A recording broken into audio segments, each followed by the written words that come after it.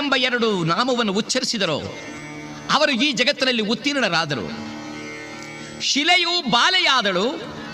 ಕೀಶಕುಲದಲ್ಲಿ ಅವತರಿಸಿದಂಥ ಆಂಜನೇಯ ತಾನು ಲೋಕವಿಖ್ಯಾತನಾಗಿ ಮೆರೆದ.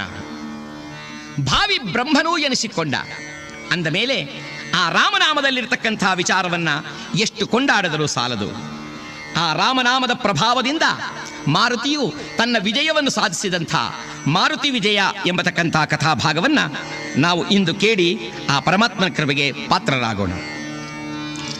ಮೆರವಪುರದೊಳಗೆ ಪಿರಿಯವನೆನಿಸಿದ ಪರಮ ಪುರುಷ ಹರಿಚರಿತೆಯ ಪಾಂಡೆ.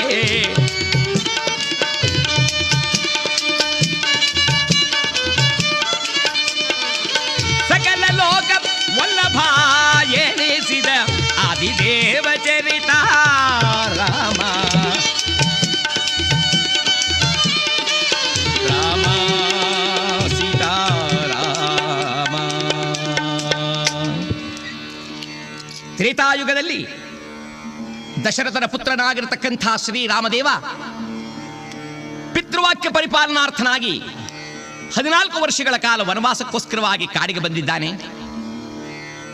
ಲಂಕಾಧಿಪತಿಯಾಗಿರತಕ್ಕಂಥ ರಾವಣೇಶ್ವರ ತಂಗಿಯಾದ ಶೂರ್ಪನಖಿಯ ಮಾತಿಗಾಗಿ ಒಳಪಟ್ಟು